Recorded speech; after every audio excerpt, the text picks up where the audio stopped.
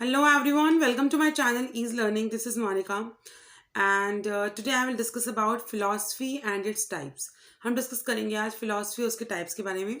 देखिए फिलॉसफी हम डिस्कस करेंगे क्या होती है फिलॉसफी. हम डिस्कस कर रहे हैं anti UGC net paper education को.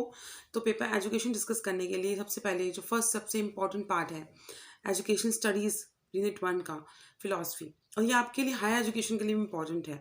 ये वर्ड्स ये कंसेप्ट आपसे हायर एजुकेशन पेपर 1 उसमें भी पूछ ले जाते हैं. तो फिलॉसफी डिस्कस करते हैं देखिए और इसके टाइप्स डिस्कस करेंगे. ऑल दो लेक्चर अवेलेबल है ऑलरेडी.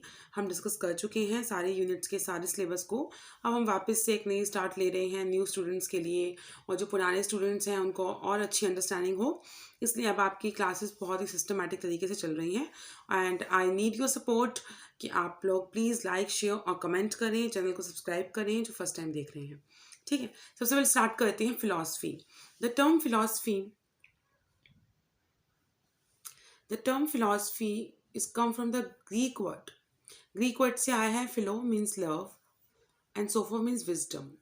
जो बात करता है लव ऑफ विजडम. विजडम यहाँ मीन्स नॉलेज.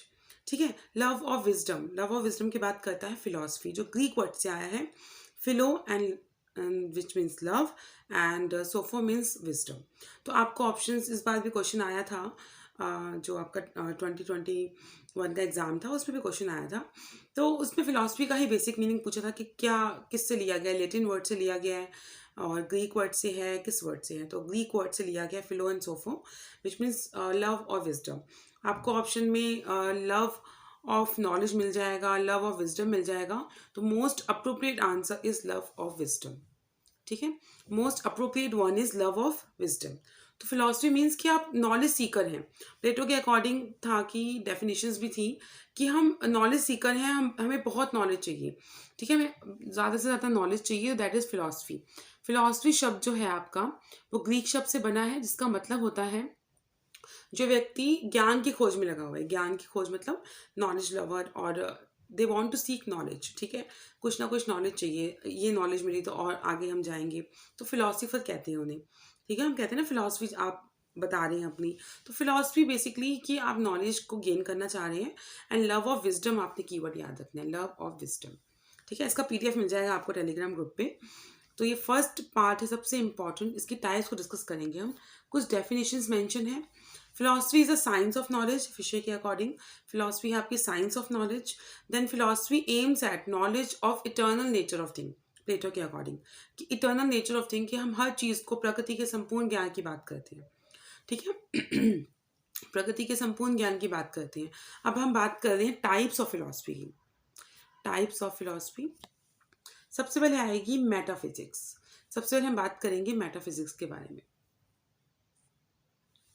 मेटाफिजिक्स जो बात करता है रियलिटी की, ग्रीक वर्ड मेटा से आया है and which means beyond, upon and after.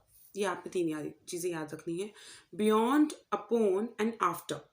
Physics means your physics की बात करते हैं हम. It ask question. और रियलिटी की बात करेंगे. कीवर्ड क्या याद रखना है आपने, नेचर ऑफ रियलिटी. तत्व मीमांसा की बात करेंगे. नेचर ऑफ रियलिटी, सच्चाई की खोज करना और उसका सत्व है तो उसे प्रूफ कीजिए, सबूत दीजिए. तो नेचर ऑफ रियलिटी की बात करता है आपका मेटाफिजिक्स. फर्स्ट टाइप है मेटाफिजिक्स. इसके कुछ सब पार्ट्स भी थे जैसे कि आपका ऑन्टोलॉजी, कॉस्मोगनी, कॉस्मोलॉजी, थियोलॉजी. ये मैं डिस्कस कर चुकी हूँ. अभी की एलिमेंट्स और बेसिक 3 टाइप को डिस्कस कर रहे हैं.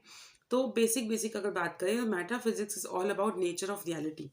ये बात करता है नेचर ऑफ रियलिटी की. ये भी ग्रीक वर्ड मेटा से आया है which means beyond, upon and after. ये आपने ध्यान रखना है, बियॉन्ड, अपॉन एंड आफ्टर.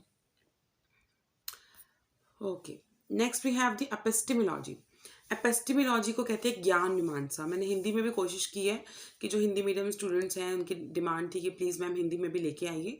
तो जितना मुझसे पॉसिबल होगा कि हिंदी में भी आपको मैं कंटेंट प्रोवाइड कर पाऊँ तो उतना मैं कोशिश करूँगी. अदरवाइज समझाते तो हिंदी में ही है आपको. ऐसा कुछ नहीं है कि प्योर इंग्लिश यूज़ हो रही है जिससे कि आपको अंडरस्टैंडिंग ना हो. और बहुत ही बेसिक कंसेप्ट यूज़ करके मैं आपको एक्सप्लेन करती हूँ जिससे कि आपकी अंडरस्टैंडिंग अच्छी डेवलप हो. ठीक है, क्योंकि एंटी यूजीसी नेट पेपर आपकी अंडरस्टैंडिंग, आपकी कंसेप्शन नॉलेज को चेक करता है. आप कोई सब्जेक्टिव एग्ज़ाम नहीं दे रहे, आप इस तरीके का एग्ज़ाम नहीं दे रहे कि आपने एक टॉपिक समझा और उस पे लिख दिए आपने काफ़ी कुछ। वो आप एग्ज़ाम दे चुके हैं, प्रोफेशनली एमएड कर चुके हैं, बीएड कर चुके हैं, या आप अपनी डिग्री कोर्सेज ले चुके हैं, मास्टर्स आप कर चुके हैं। अब आपकी एक्चुअल नॉलेज को चेक किया जा रहा है बाय द एनटीए। ठीक है। तो नेक्स्ट पार्ट है, वी हैव एपिस्टेमोलॉजी, ज्ञान मीमांसा। हिंदी में कहेंगे ज्ञान मीमांसा। What is knowledge and how does it differ from its opinion. ये बात करता है सोर्सेज ऑफ नॉलेज की, कहाँ से नॉलेज को लेंगे, sources of knowledge, what is truth and approve it. Metaphysics बात करता है नेचर ऑफ रियलिटी। मैंने आपको हमेशा कहा है कि आप कीवर्ड्स से जाइए, आपको पेपर में कीवर्ड्स ही हेल्प करेंगे, की एलिमेंट्स ही हेल्प करेंगे आंसर मार्क करने में, तो कीवर्ड्स की ही हेल्प लीजिए। तो मेटाफिजिक्स बात करेगा नेचर ऑफ रियलिटी की बात करेगा, वो भी ग्रीक वर्ड से आया है, मेटा एंड फिजिक्स। एपिस्टेमोलॉजी बात करता है सोर्सेज ऑफ नॉलेज की। हमने सोर्सेज ऑफ नॉलेज भी किया हुआ है डिस्कस। सोर्सेज ऑफ नॉलेज जिसमें आपके 6 वैलिड सोर्स, आपकी वैलिड सोर्स ऑफ नॉलेज थी, 4 वैलिड सोर्स थे, 2 इनवैलिड सोर्स ऑफ नॉलेज थी। ये भी क्वेश्चन आया था कि आप नॉलेज सोर्सेज को किस टाइप में डिवाइड करते हैं, आर्ग्यूमेंटेड बेस पे, अनआर्ग्यूमेंटेड बेस पे, वैलिड पे, इनवैलिड पे।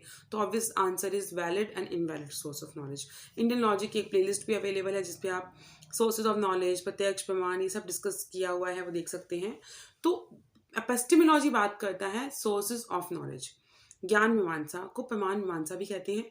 इसके अंदर ज्ञान का प्रमाण, उसका लक्ष्य और उसका स्वरूप, जैसे हम केबीसी भी देखते हैं तो उसमें कई बार बताते हैं कि that particular image is taken from India today, कि ये सोर्स है इसका। तो that means sources of knowledge, knowledge आपको कहाँ से हो रही है, उस सोर्स की बात करता है एपिस्टेमोलॉजी। इंग्लिश में आपको फिर इसका मीनिंग क्लियर ना हो, लेकिन हिंदी में ज्ञान मीमांसा लिखा हुआ है, that means sources of knowledge. ठीक है, ज्ञान की बात कर रही है, नॉलेज की बात कर रही है। मेटाफिजिक्स बात करता है nature of reality. Clear. Next we have axiology. Axiology means मूल्य मीमांसा, जो वैल्यूज की बात करता है। इसमें आपके ब्यूटी और वैल्यू, एथिक्स, इनकी बात आती है। What is right, what is wrong, कौन डिसाइड करेगा ये। तो फिलॉसफी के 3 पार्ट्स हैं, मेटाफिजिक्स, एपिस्टेमोलॉजी एंड एक्सियोलॉजी, जो मूल्य मीमांसा की बात करता है। ठीक है। तो ये बात करते हैं कि ये भी ग्रीक वर्ड से आया है, विच कम्स वैल्यू और वर्थ। मूल्य मीमांसा का विवेचन अच्छे और बुरे से संबंधित है। ठीक है।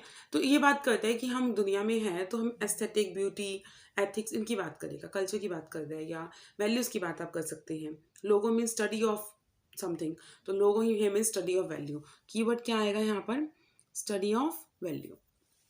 ठीक है। तो 3 टाइप डिस्कस किए हमने।